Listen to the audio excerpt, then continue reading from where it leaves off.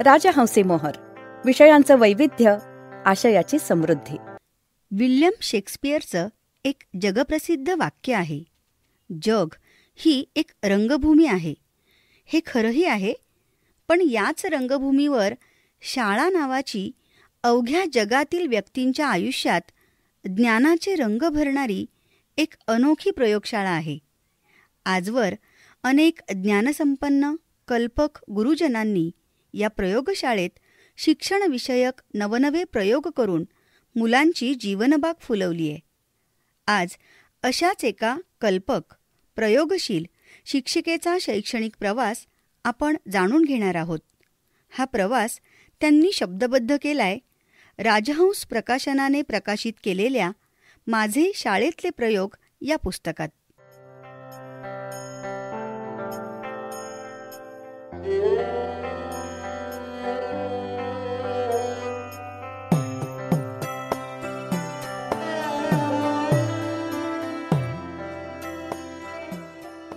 रसिक श्रोते हो, नमस्कार.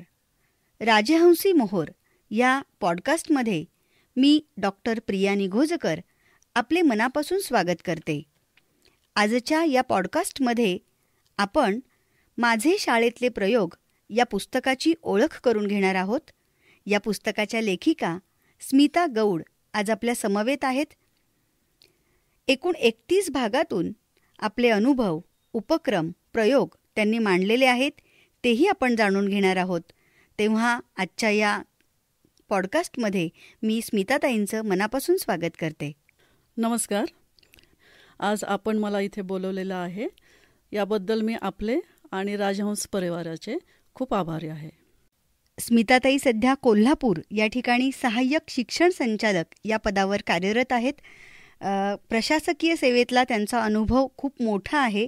शिक्षण अधिकारी या पदासह अन्य पदांचा कार्यभार त्यांनी यशस्वीपणे सांभाळलाय आणि त्याही आधी 24 वर्ष पुणे आणि कोल्हापूर या दोन्ही जिल्ह्यातील जिल्हा परिषदेच्या शाळांमधून त्यांनी अध्यापन सेवा केली आहे. विविध शैक्षणिक नियतकालिकांमधून त्यांचं लेखन सातत्यानं प्रकाशित होत असतं. उपक्रमशील शिक्षक पुरस्कार, national award for innovation in educational administration, नवी दिल्ली अशा अनेक सन्मानांनी आजपर्यंत त्यांच्या कार्याचा गौरव झालेला आहे. अशा स्मिताताईंना त्यांच्या शालेय जीवनातील अनुभवांना या पुस्तकाच्या रूपानं आपण उलगडून घेणार आहोत. तेव्हा आजच्या या पॉडकास्टला आपण सुरुवात करूयात. स्मिताताई, शिक्षक ही केवळ भूमिका न मानता तेच आपलं अस्तित्व मानून आपण वाटचाल केलीत. कुणीही संवेदनशील वाचक आपले शाळेविषयीचे प्रयोग, अनुभव वाचताना भारावून जाईल. माझाही तोच अनुभव आहे, कारण मीही एक शिक्षिका आहे. आपला हा प्रेरक अनुभव आपल्या श्रोत्यांशीही आज आपण वाटून घेणार आहोत. तर पहिल्यांदा मला असं विचारायचं आहे की या पुस्तकाच्या अगदी सुरुवातीला पहिलीच ओळ आहे की एका शिक्षिकेचे शैक्षणिक प्रवास वर्णन, आणि तिथेच वाचक म्हणजे त्याचं कुतूहल जागं होतं. तर हे शैक्षणिक प्रवास वर्णन ही संकल्पना नेमकी काय आहे? नांगनूर हे कोल्हापूर जिल्ह्यातलं गडिंग्लज तालुक्यातलं अगदी आग्नेयेकडचं शेवटचं टोक. इथून अगदी अर्ध्या किलोमीटर अंतरापासून कर्नाटकची सीमा सुरू होते. आणि अशा इथल्या जिल्हा परिषद शाळेमध्ये माझी प्राथमिक शिक्षिका म्हणून नियुक्ती झाली. इथे रुजू होण्यासाठी मी पुण्याहून नांगनूरला आले, रुजू झाले. सुमारे 15 वर्षे मी या शाळेमध्ये सेवा करत होते. पुढे महाराष्ट्र लोकसेवा आयोगाच्या शिक्षणाधिकारी गट अ या पदासाठी महाराष्ट्र लोकसेवा आयोगाकडून माझी निवड झाली आणि शिक्षणाधिकारी पदावर रुजू होण्यासाठी मी पुन्हा पुण्याला परतले. म्हणजे शिक्षिका या पदासाठी रुजू होण्यासाठी मी पुण्याहून नांगनूरला आले आणि शिक्षणाधिकारी पदावर रुजू होण्यासाठी मी नांगनूरहून पुण्याला गेले. तर या 15 वर्षाच्या कालावधीमध्ये शिक्षणापासून शिक्षणापर्यंत जे जे काही घडलं माझ्या जीवनामध्ये ते या पुस्तकामध्ये सांगण्याचा मी प्रयत्न केलेला आहे. तर याच्यामध्ये हा जो अनुभव आहे तो माझ्या शाळेतल्या विद्यार्थ्यांचा आहे, तसंच माझ्या मुलींच्या शिक्षणातले काही अनुभव आहेत. अच्छा. माझं स्वतःचं शिक्षण घेण्यासाठी मी जो काही खटाटोप केला त्यातले पण काही अनुभव आहेत. म्हणजे हे असे सर्व प्रकारचे अनुभव या पुस्तकामध्ये आलेले आहेत. याशिवाय यातले काही अनुभव औपचारिक आहेत, काही अनौपचारिक आहेत, काही वैयक्तिक स्वतःशी निगडीत अशी व्यक्तिगत प्रकरणं सुद्धा काही आहेत. एकंदरीत असं म्हणता येईल की विद्यार्थी म्हणून कणाकणाने मी वेचलं ते शिक्षण, शिक्षक म्हणून विद्यार्थ्यांसोबत मी जगले ते शिक्षण, पालक म्हणून माझ्या मुलींबरोबर अनुभवलं ते शिक्षण, आणि प्रशासक म्हणून जे मी परीक्षलं ते शिक्षण. अशा विविध भूमिकेतून शिक्षणाकडे तटस्थपणे पाहताना मला जे शिक्षणाबद्दल उमगलं ते मी या पुस्तकामध्ये मांडलेलं आहे. आणि म्हणूनच याला मी शैक्षणिक प्रवास वर्णन असं म्हटलेलं आहे. खरंच खूप म्हणजे समर्पक असं हे सगळं प्रवास वर्णन आहे तुमचं. आणि शीर्षकही तुम्ही खूप छान दिलेलं आहे की माझे शाळेतले प्रयोग, असं म्हणत असताना फक्त रूढ अर्थानं तुम्ही जिथे नोकरी केलीत ती शाळा नाही, तर जीवनाची शाळा, असं एक त्याच्या मागचं जे काही तुमच्या मनातलं एक रूप आहे तेही या पुस्तकातून त्यानिमित्तानं वाचकांच्या समोर आलेलं आहे. मुळात एक नोकरी म्हणून नाही तर सेवाभावी व्रत म्हणूनच तुम्ही शिक्षकी पेशा स्वीकारलात आणि ती वाटचाल केलीत. तरी तुमच्यातलं विद्यार्थी पण मात्र तुम्ही कायम ठेवलत आणि म्हणूनच पुढे स्पर्धा परीक्षांच्या माध्यमातून आपण अधिकारी या पदापर्यंत पोहोचलात. तर या शिक्षकी पेशाबद्दलची किंवा पुढे शिक्षिकेतून पुन्हा अधिकारी असा जो काही तुमचा हा जो प्रवास आहे, तर यामागची एक तुमची जी प्रतिमा आहे ती एक वाचकांसमोर तुम्ही कशी मांडाल?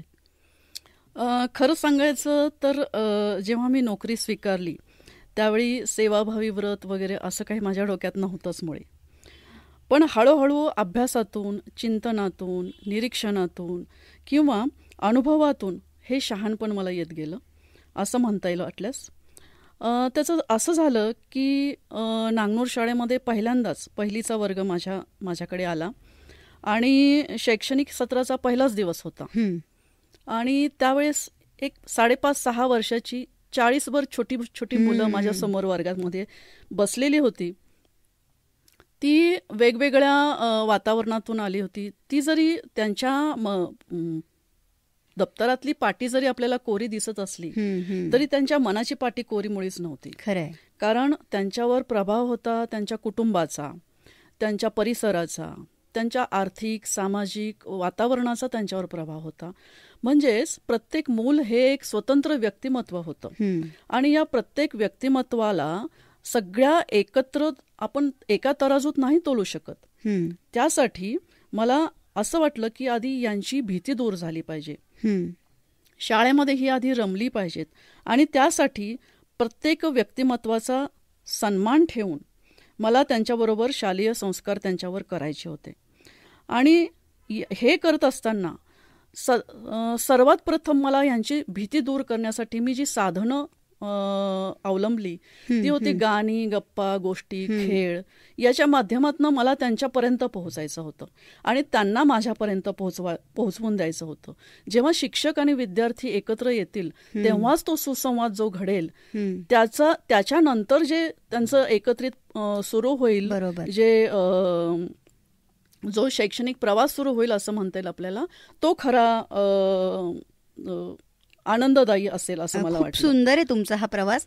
तुम्ही पुण्याहून एका सीमावर्ती भागातील छोट्याशा खेड्यामध्ये गेलात, जिल्हा परिषदेच्या शाळेमध्ये गेलात, खूप स्वप्न घेऊन शिक्षिका म्हणून त्या छोट्या छोट्या मुलांसमोर तुम्ही उभ्या राहिलात. आता तुम्ही जे सगळं सांगत होतात की तुम्हाला काय त्यांच्यामध्ये उतरवायचं होतं, काय पोहोचवायचं होतं आणि काय घेऊन ती मुलं, काय संचित घेऊन ती तुमच्यासमोर मुलं आलेली होती. त्यात तो सीमावर्ती भाग आहे त्यामुळं संमिश्र संस्कृतीतनं ती मुलं जन्मलेली, वाढलेली आणि शाळेची म्हणजे काय त्या शाळेच्या आवारामध्ये आलेली.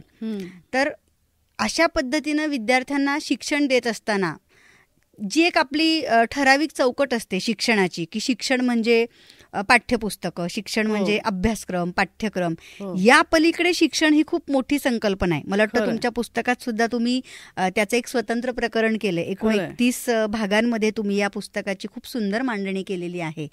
तर शिक्षण म्हणजे नेमकं काय आहे, काय वाटतं तुम्हाला? खरं तर शिक्षण ही एक खूप व्यापक संकल्पना आहे, पण आता आपण विचारलंच आहेत तर मी थोडक्यात सांगण्याचा प्रयत्न करते. तर जेव्हा मी इथे रुजू झाले आणि जेव्हा मला विद्यार्थ्यांपर्यंत पोहोचायचं होतं, त्यावेळेस मला असं वाटलं की गाणी आणि गोष्टी यासारखा दुसरा कुठलाच साधन आपल्याला वापरता येणार, दुसरं कुठलंच साधन नाही आहे. तर मग मी अशी बडबड गीतं निवडली की ज्याच्यामधून मुलांपर्यंत, मुलांच्या अभिव्यक्तीला, मुलांच्या हावभावाला, मुक्त हालचालीला वाव मिळेल अशी छोटी छोटी बडबड गीतं मी निवडली. गोष्टी अशा मी स्वतः रचल्या की एक एक गोष्ट माझी 10-15 दिवस चालायची. तो अनुभव तुम्ही पुस्तकात पण लिहिलाय की तुम्ही सांगता सांगताच रचत असायचात गोष्ट. आणि असं व्हायचं की मी त्या मुलांनाच त्या पुस्तकाचा हिरो म्हणून, त्या गोष्टीचा हिरो म्हणून घ्यायची. ती मुलंच त्या गोष्टीमध्ये आलेली असायची, त्यांच्या नावानिशी ती गोष्ट असायची, त्यामुळे त्यांना ती आपली गोष्ट वाटायची. आणि असं करता करता मी ती गोष्ट अशा ठिकाणी थांबवायची की मुलं तोच विचार करत घरी जायची, स्वतः कल्पना करायची की अरे त्या गोष्टीतल्या अक्षयाचं पुढं काय झालं असेल बाबा. तर अशा प्रकारे ती मुलं घरी जायची आणि दुसऱ्या दिवशी पुढे काय झालं असेल हे ऐकायला निश्चितपणे शाळेत यायची. पुन्हा त्यांच्या कल्पनेनेही त्यांनी एक वेगळी गोष्ट तयार केलेली असेल. आणि त्याच्यानंतर मग दुसऱ्या दिवशी शाळेत आल्या आल्या ते मागे लागायची की बाई त्या गोष्टीतल्या अक्षयचं काय झालं. तर मग मी जेव्हा त्यांना म्हणायची की अरे आता नाही गोष्ट, आपण 4 वाजता गोष्ट ऐकायची, तर आता आपण शहाण्यासारखा अभ्यास करायचा. तर ती दिवसभर शहाण्यासारखा बसून अभ्यास करायची. कशासाठी? तर 4 वाजता आपल्याला पुढची गोष्ट ऐकायची आहे यासाठी. म्हणजे 4 भिंतींच्या बाहेरचं शिक्षण तुम्ही मुलांना देण्याचा प्रयत्न केलात. बरोबर आहे. तर याच्यामध्ये असं असतं पहा की याच्यातनं मुलांची शाळेबद्दलची भीती, शिक्षकांबद्दलची भीती निघून गेली आणि ती मोकळी झाली, सहज झाली. सहज अध्ययन हेच सर्वात उत्कृष्ट शिक्षणाचं माध्यम आहे असं मला वाटतं. बरोबर. कारण जेव्हा मुलं त्यांच्या घरी असतात किंवा शाळेला येण्यापूर्वीची त्यांची जी स्टेज असते 5 वर्षाची, त्याच्यामध्ये ते कितीतरी गोष्टी आपसूक शिकत असतात. बसायला शिकतात, उठायला शिकतात, चालायला शिकतात, बोलायला शिकतात.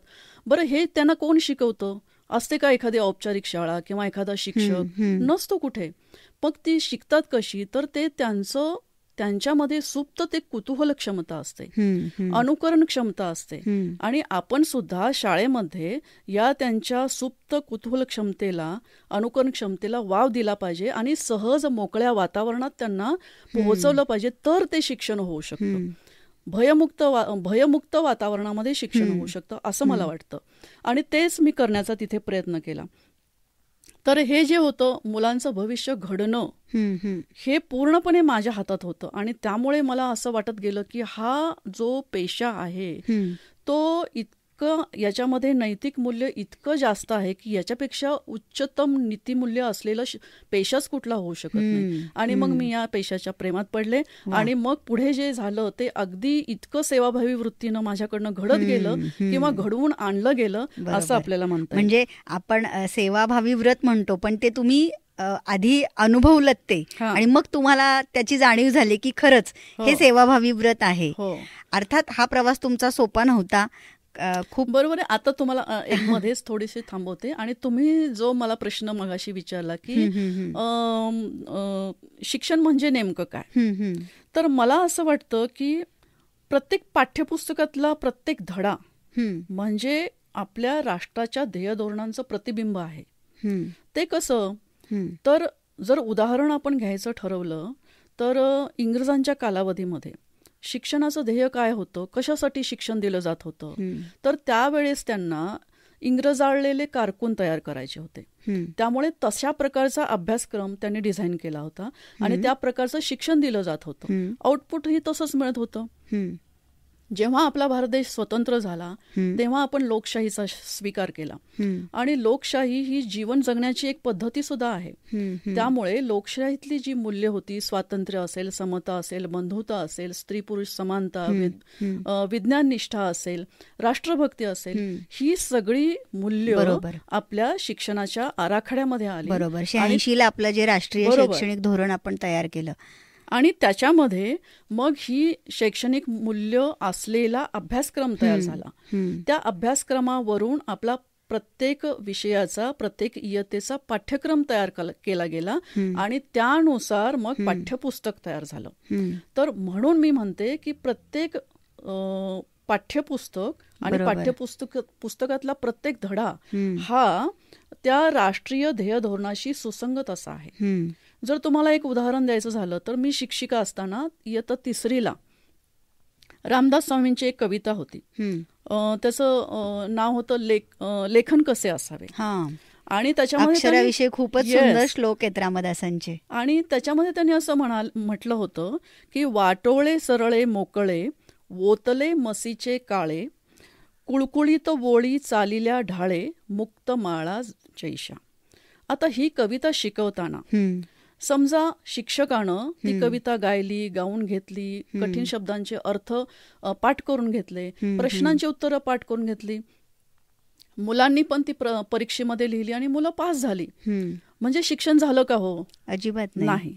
तर ती 3रीच्या पुस्तकात ही कविता घालण्याचा उद्देशच हा आहे की मुलं नुकतीच लिहिती झालेली आहेत. बरोबर. मुलांच्या अक्षरांना वळण जगण्यात उतरल्या पाहिजेत. बरोबर आहे. तर मग त्यासाठी शिक्षकांनी एखादा लेखनविषयक प्रकल्प हाती घेणं, मुलांना लेखनाची सवय करून घेणं, अक्षरांना मुलांच्या वळण लागतंय की नाही हे तपासणं किंवा त्यासाठी प्रयत्न करणं, म्हणजे ती कविता मुलांनी शिकली. खरंय. असं आपल्याला या पुस्तकात तुम्ही खूपच उपक्रम शिक्षकांसाठी सुचवलेले आहेत, जे तुम्ही प्रत्यक्ष शिक्षिका असताना त्या जिल्हा परिषदेच्या छोट्या शाळेमध्ये राबवले आणि त्याचं मूर्तरूप, यशस्वी मूर्तरूप तुम्हाला तेव्हाच अनुभवायला आलं. मला असं विचारायचंय की हा प्रवास तुमचा खडतर होता, प्रतिकूल होता. कधी कधी असंही झालं असेल, काही नाउमेदीचे क्षण आले असतील की आपलं शहरी भागामध्ये आपण जे होतो ते उत्तम होतं, तेव्हा हे सोडून आपण परतीचा प्रवास करावा किंवा वेगळ्या ठिकाणी जावं, असं कधी तुमच्या मनात आलं का? मी कारण 15 वर्ष तुमची नांगनूरच्या शाळेची आहेत. खरंय. तुम्ही म्हणता तसं हा सर्व प्रवास इतका साधा सरळ सोपा मुळीच नव्हता. याच्यात एक तुम्हाला गोष्ट सांगावीशी मला वाटते की माझ्या सासरच्या मंडळींचा माझ्या नोकरी करण्याला विरोध होता. बरं. की त्यांना असं वाटायचं की मी घरी राहावं, घर सांभाळावं किंवा घरच्या सगळ्या प्रापंचिक गोष्टी मी सांभाळाव्यात, आणि त्यामुळे त्यांचा माझ्या नोकरीला विरोध होता. पण मी हट्टाने नोकरी धरली, कारण शाळा हाच माझा ऊर्जेचा आणि उत्साहाचा स्रोत होता. अच्छा. आणि शाळा हेच माझं मनशांतीचं आणि विसावायचं ठिकाण होतं. शाळेत आलं की सगळं घरचं विसरायला व्हायचं. त्यामुळे मला घरातून कितीही विरोध झाला तर मी अजिबात नोकरी सोडली नाही. हट्टाने मी नोकरी करत राहिले आणि मग हळूहळू त्यांचाही विरोध मावळला आणि मग सगळं व्यवस्थित आपल्या कामाच्या ठिकाणी जेव्हा आपण 100% समरस होतो तेव्हाच आपण ही भावस्थिती अनुभवू शकतो.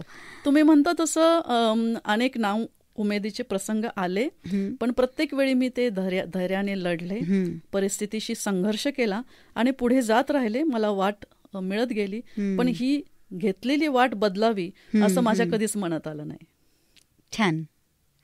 तुम्ही त्या मी अशासाठी म्हटलं कारण फक्त भौगोलिकदृष्ट्या प्रतिकूलता असं नव्हतं, तर भाषिक, सांस्कृतिक दृष्ट्या, सामाजिक दृष्ट्या सुद्धा. कारण कानडी आणि मराठी अशा 2 भाषांचा संगम असलेलं ते छोटंसं खेडं, त्यामुळं प्रत्यक्ष अध्यापन करतानाही तुम्हाला अडचणी आल्या असतील.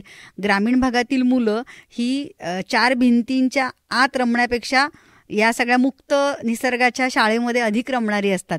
त्यामुळे त्यांना नियंत्रणात ठेवणं किंवा त्यांना सहजतेनं शिक्षणाकडे वळवणं हे कुणाही शिक्षकासाठी, आणि त्यात नवीन नोकरीला लागल्यानंतर तर ते जास्त आव्हानात्मक असतं. पण तुम्ही त्या शाळेच्या, त्या गावाच्या इतक्या झालात की ती शाळा, ते गाव, तिथले रहिवासी अगदी तुमचे आप्त झाले.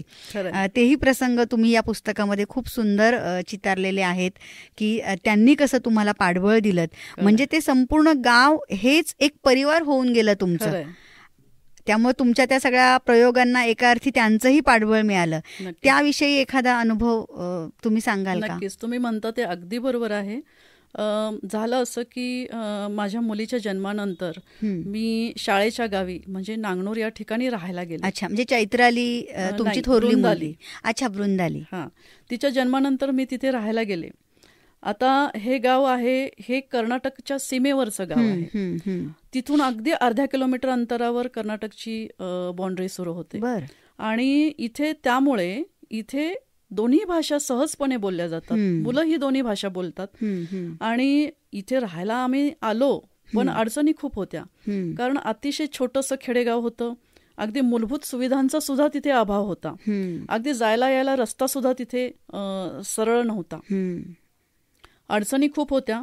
परंतु गावकऱ्यांनी मला इतकं पाठबळ दिलं की जणू काही मी आणि माझं बाळ ही ती गावाचीच जबाबदारी आहे, असं त्यांनी अशा पद्धतीनं त्यांनी मला तिथे सगळ्या गोष्टीसाठी सहकार्य केलं.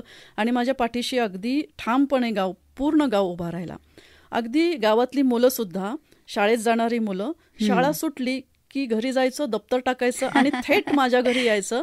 कारण माझ्या घरी 2 मुली होत्या, त्यांच्याबरोबर खेळायला. आणि त्यांच्या खेळण्या ज्या होत्या, माझ्या मुलींच्या खेळण्या, त्या खेळण्यांवर सगळ्या मुलांचा समान अधिकार होता. आणि मग नंतर त्यांच्या गप्पा गोष्टी, खेळ असे सगळे रंगायचे. आणि अभ्यास सुद्धा तिथेच व्हायचा.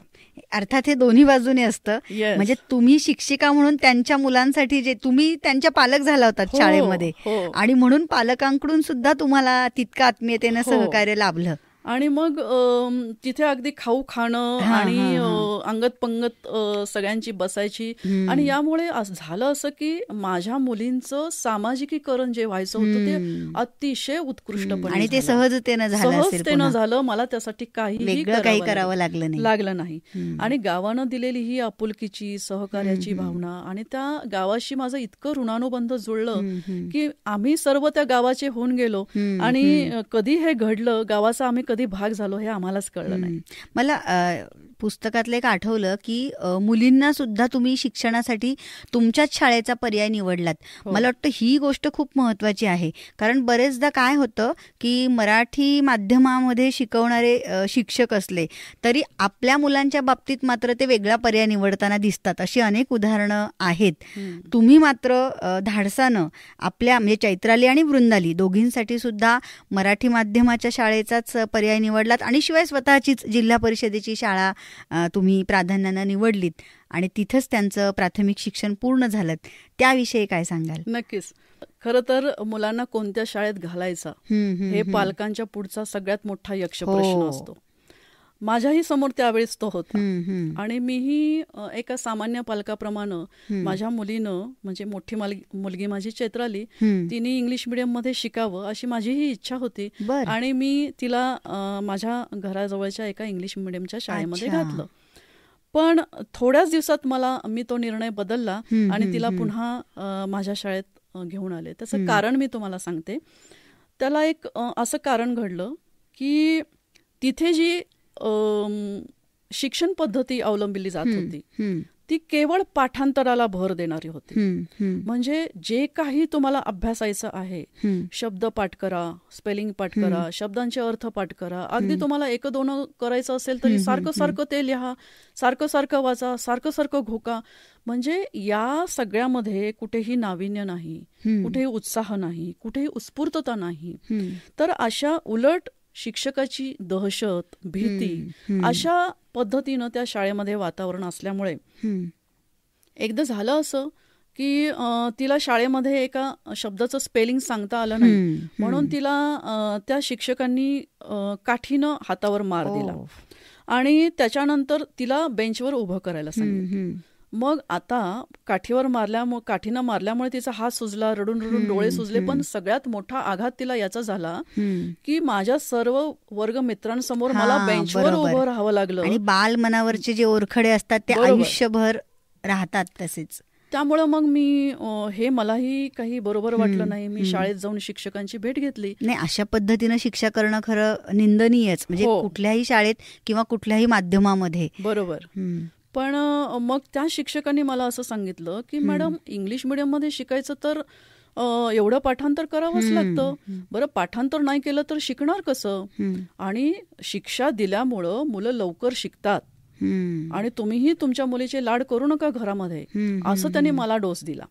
त्यामुळं मी या सगळ्यामुळे चैत्रालीमध्ये जो बदल झाला तो मला हळूहळू जाणवू लागला. म्हणजे ती मम्मी ह्याचं कसं, त्याचं कसं, हे काय ते काय म्हणून प्रश्नांनी मला भांडावून सोडणारी चैत्राली हळूहळू शांत होत गेली, अबोल होत गेली.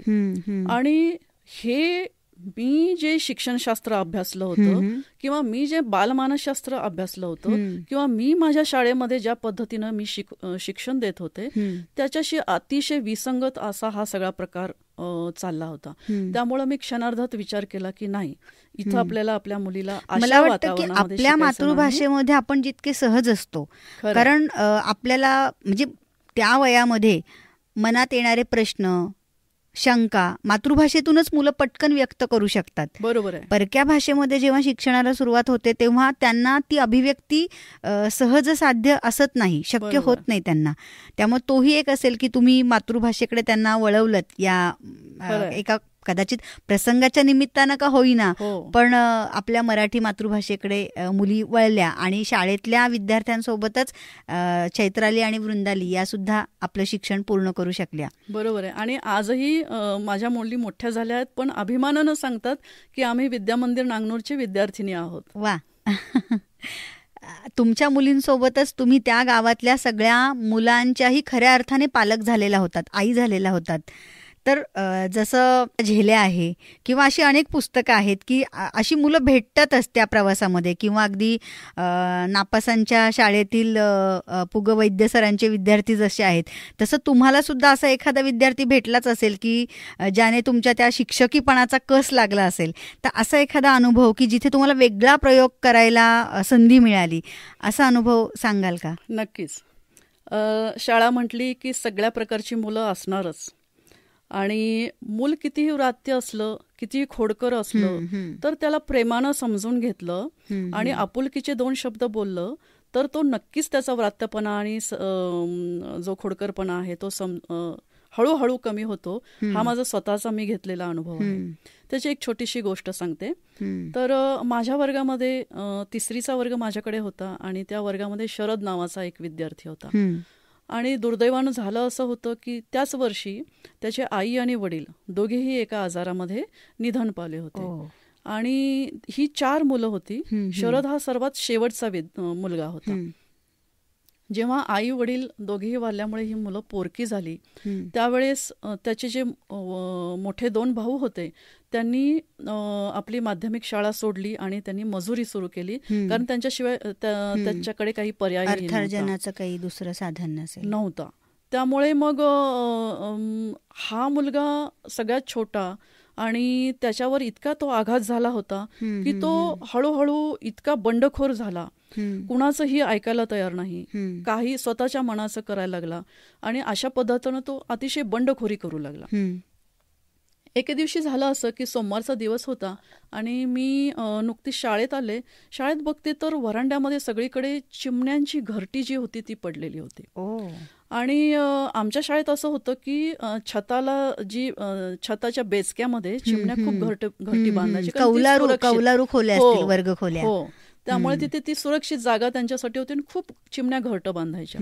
आणि त्या दिवशी बघितलं तर सगळीकडे ती चिमण्यांची घरटी पडलेली, त्यांची अंडी फुटलेली आणि काही नुकतीच जन्म घेतलेली पिलं पण मरून पडलेली.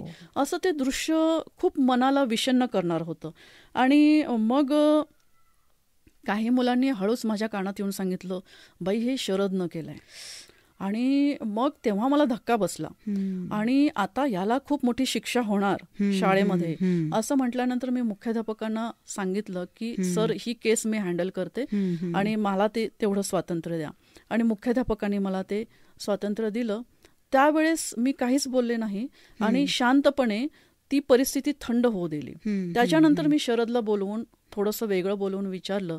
तेव्हा त्यानं सांगितलं मला असं की बाई त्या दिवशी मला माझ्या मोठ्या भावानं खूप मारलं आणि मला इतका राग आला, मला त्याचा खूप राग आला, पण मी काहीच करू शकलो नाही.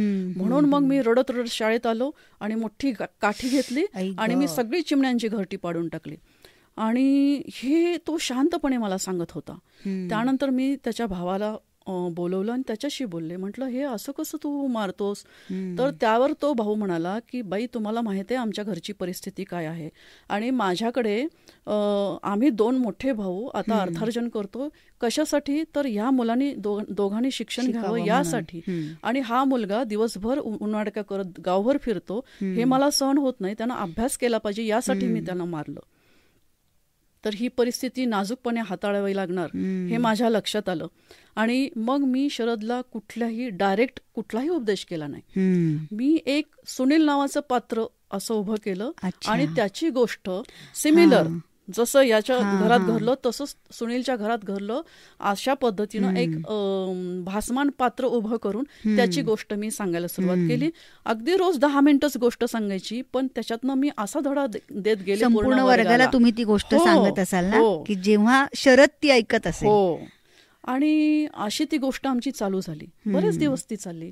आणि त्या दिवशी काय झालं की परीक्षा चालू होती वर्गामध्ये, पूर्ण वर्ग शांत होता आणि एकदम धप्प असा आवाज आला आणि सर्व मुलांचं लक्ष गेलं तर तिथे चिमणीचं एक नुकतंच जन्म घेतलेलं पिल्लू खाली पडलं होतं. शरद पेपर लिहायचं सोडून पटकन उठला, बाटली त्याने घेतली स्वतःची आणि थेंबर पाणी त्याच्या चोचीमध्ये टाकण्याचा प्रयत्न करू लागला, पण ते काही साध्य झालं नाही, कारण पिलांना जीव सोडलेला होता, छोटं पिल्लू होतं ते अगदीच. आणि मग ते त्याच्या लक्षात आलं, तो पटकन बाहेर गेला, बागेतून एक पसरट पान आणलं झाडाचं, त्या पिलाला हळूच त्या पानावर ठेवलं आणि मग तो बागेमध्ये गेला. त्याच्यासोबत त्याचे काही मित्रही सोबत त्याच्या गेले आणि त्यांनी सर्वांनी मिळून बागेमध्ये एक छोटासा खड्डा खणून पानासह त्या पिलाला तिथे ठेवलं आणि हळुवारपणे त्याच्यावर माती सारली आणि मग नंतर ते येऊन पेपर लिहायला बसले. तर त्याच्या संवेदनशीलतेमध्ये हा जो काही म्हणजे हळूहळू बदल होत गेला, म्हणजे मुळात होतीच संवेदनशीलता, पण एका त्या अविचारातून जी काही कृती त्याच्याकडून घडलेली होती, पण तुम्ही ती परिस्थिती वेगळ्या पद्धतीनं हाताळलीत, त्याच्या मनावर ते मूल्य बिंबवलं. बरोबर. म्हणून हा बदल त्या ठिकाणी म्हणजे त्या दिसून आला त्या प्रसंगामध्ये. बरोबर. कदाचित मी त्याला डायरेक्ट काही उपदेश केला असता, त्याने ऐकलाही नसता. जसं भावाचा ऐकला नाही तसा माझा ऐकला नसता. शरदनं पूर्ण केलं पुढे शिक्षण? हो, शरदनं पूर्ण केलं आणि आता सुद्धा एका चांगल्या कंपनीमध्ये तो काम करतो. वा. आताही तिथले विद्यार्थी तुमच्या संपर्कात असतील ना? आणि आता तर काय म्हणजे सगळी साधनं आपल्या हाताशी आहेत. 15 वर्षांचा तुमचा शिक्षकी पेशाचा अनुभव आहे. इतरही शाळेतला अनुभव धरून 24 वर्ष तुम्ही अध्यापन सेवा केलीत आणि नंतर प्रशासकीय सेवेमध्ये तुम्ही कार्यरत झालात. शिक्षिका आणि अधिकारी अशा 2 महत्त्वाच्या भूमिका तुमच्या आजवरच्या म्हणजे आयुष्याच्या वाटचालीतल्या आहेत. तर यातली कुठली भूमिका तुम्हाला जास्त आवडते किंवा जास्त जवळची वाटते तुमच्या व्यक्तित्वाच्या? कसं आहे, अधिकारी पद हे कर्तव्य कठोर आहे. हो. नियमाची जी रेषा असते त्याला ओलांडून जाऊन कुठलाच निर्णय आपल्याला अधिकार पदावर असताना घेता येत नाही. प्रवास झाला कसा ते आपलं मध्ये थोडंसं सुटलं मला वाटतं की शिक्षिकेकडून तुम्ही अधिकारी पदाकडे, म्हणजे खरं तर आपल्यातील विद्यार्थी पण कायम जिवंत असणं ही खूप चांगली गोष्ट आहे, आपण शिकत असतोच, पण एवढं सगळं शाळेमध्ये प्रयोगशील तुमचं सगळं म्हणजे ती वाटचाल सुरू असताना तुम्ही तुमचा अभ्यासही सुरू ठेवलात आणि पुढे अधिकारी पदापर्यंत पोहोचलात. तर त्याविषयी थोडक्यात सांगा ना. हो, माझं 10वी झाल्यानंतर लगेचच DED झालं आणि DED झाल्यानंतर मला लगेच नोकरी मिळाली. सुरुवातीला मी पुणे जिल्हा परिषदेमध्ये उरळी कांचन या ठिकाणी 8 वर्ष सेवा केली आणि त्याच्यानंतर मी लग्न झाल्यानंतर नागनूरच्या शाळेमध्ये मी तिकडे गेले. तर माझं पुढचं जे शिक्षण झालं DED नंतरचं ते सर्व काही नोकरी सांभाळत मी पूर्ण केलं. बरं. म्हणजे DED झाल्यानंतर मी अर्थशास्त्र विषयातून पदवी घेतली. इतिहास विषयातून मी पोस्ट ग्रॅज्युएशन माझं पूर्ण केलं. बरं. आणि त्याच्यानंतर मराठी आणि भूगोल या 2 विषयातनं मी माझं BED पूर्ण केलं. आणि MPhil ही पदवी मी इतिहास या विषयातून मिळवली. तर असं जिथं जिथं मला संधी मिळत गेली तसं तसं मी शिक्षण पुढे पुढे घेत गेले. कारण शिक्षण घेणं ही माझी आवड होती.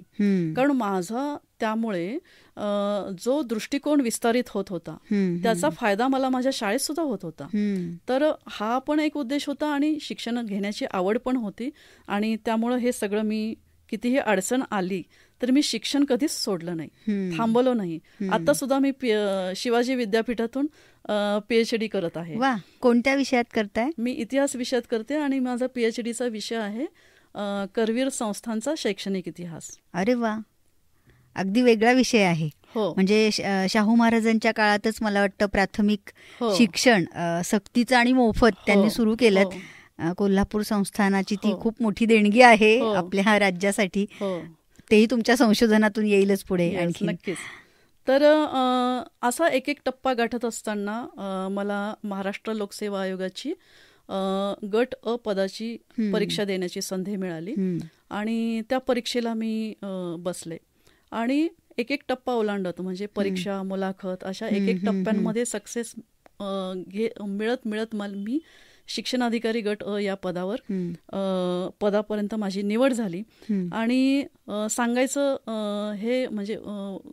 सांगायचं मला आवडेल की ज्या जिल्ह्यामध्ये मी प्राथमिक शिक्षिका म्हणून सेवा करत होते त्याच जिल्ह्यामध्ये शिक्षणाधिकारी म्हणून मी रुजू झाले.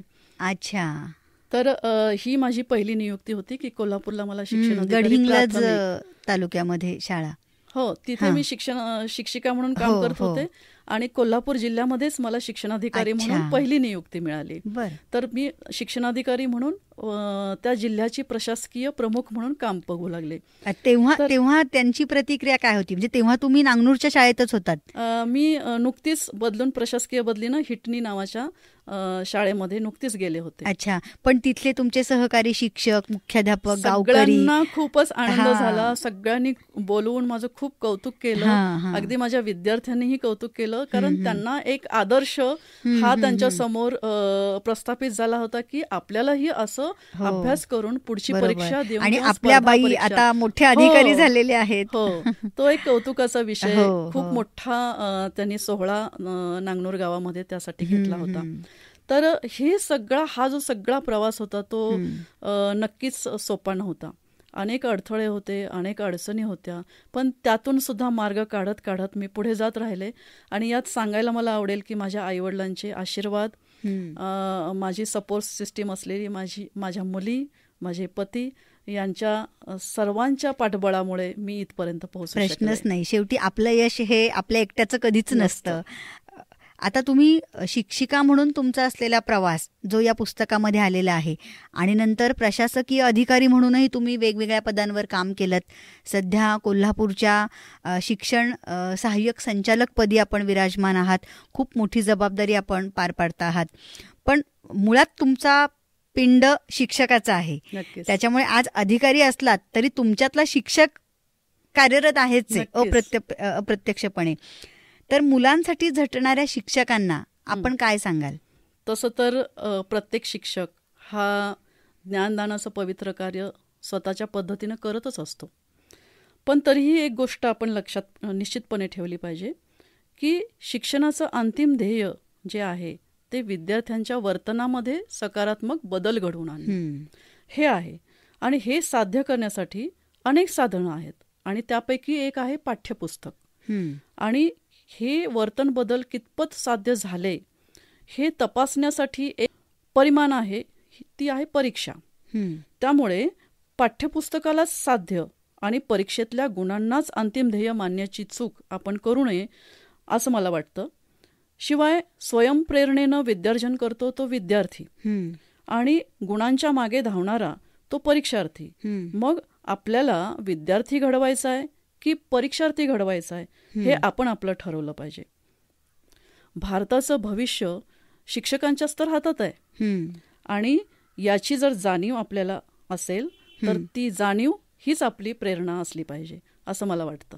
खूप छान सांगितलं तुम्ही. आजच्या काळातल्या सगळ्या शिक्षकांना हे खूप आवश्यक आहे. एक मला आणखी असं विचारायचं याला जोडून की ज्या काळामध्ये आपण शाळेमध्ये अध्यापन केलं तो काळ आणि आताचा काळ याच्यामध्ये खूप फरक आहे. म्हणजे आता हे माहिती तंत्रज्ञानाचं युग आहे, इतकी साधनं शिक्षकांच्या आणि विद्यार्थ्यांच्याही हाताशी आहेत. विशेषतः कोरोनानंतरच्या काळात तर या सगळ्या साधनांचा शिक्षण प्रक्रियेतील सहभाग हा आता म्हणजे अत्यावश्यक असाच झालेला आहे. तर त्याबाबत तुम्ही शिक्षकांना काय सांगाल की तंत्रज्ञानाचा शिक्षकांनी प्रत्यक्ष अध्यापनात वापर किती करावा किंवा करू नये? तुम्ही म्हणता ते बरोबर आहे. कोरोनानंतर एक नवीन युग अवतरला आहे आणि त्याच्यामध्ये तंत्रज्ञानाचा जास्तीत जास्त वापर करून आपण जास्तीत जास्त विद्यार्थ्यांपर्यंत एकाच वेळी पोहोचू शकतो अशी टेक्निकल अनेक साधनं आपल्याकडे आता निर्माण झालेली आहेत. परंतु मला असं वाटतं की वर्गामध्ये जेव्हा शिक्षक आणि विद्यार्थी समोरासमोर असतात आणि त्यांचं जे नातं जोडलेलं असतं त्यातून जे खरं शिक्षण होतं ते हे पडद्यावरच्या शिक्षणामध्ये ते नक्कीच घडणार. कारण तुम्ही जे प्रयोग केलेत ते थेट विद्यार्थ्यांच्या जगण्याशी जोडलेले होते. म्हणजे मीही एक शिक्षिका आहे म्हणून मला ते जाणवतं की तंत्रज्ञानाच्या अति आहारी गेल्यामुळे कुठेतरी एक कृत्रिमता मला वाटतं आपल्या त्या अध्यापन सेवेमध्ये यायला लागलेली आहे. तर जुन्या नव्याचा मेळ आजच्या शिक्षकांनी घालायला हवा, जे तुम्ही आत्ताच्या तुमच्या ह्या मनोगतातून खूप छान सांगितलेलं आहे. स्मिताताई, खरं तर हा प्रवास खूप सुंदर आहे आणि न संपणारा आहे, पण कुठेतरी आपल्याला एक स्वल्पविराम घ्यावा लागेल. त्यामुळे आजच्या या मुक्त संवादामध्ये आपण या ठिकाणी छोटासा विराम घेऊयात. तुमच्या पुढील सगळ्या शैक्षणिक वाटचालीसाठी, तुमच्या पुढील यशासाठी तुम्हाला खूप साऱ्या शुभेच्छा. असंच लेखन तुमच्याकडून भावी काळामध्ये घडो. तुमचा PhD संशोधनाचा विषयही खूप रोचक आहे, तेही लवकर पुस्तक रूपामध्ये येवो संशोधनानंतर, अशी या ठिकाणी तुम्हाला मी शुभेच्छा देते आणि थांबते. धन्यवाद. माझे शाळेतले प्रयोग या पुस्तकाची लिंक या एपिसोडच्या डिस्क्रिप्शन बॉक्समध्ये आम्ही देत आहोत. त्यावर क्लिक करून आपण हे पुस्तक घरपोच मागवू शकता. केवळ शिक्षकांनीच नव्हे तर प्रत्येक जाणकार पालकांनी आणि सुजाण वाचकांनी आपल्या संग्रही ठेवावं असं एक सुंदर पुस्तक आहे. तेव्हा आपण जरूर हे पुस्तक खरेदी करा आणि आपलं आयुष्य भावसमृद्ध करा. धन्यवाद.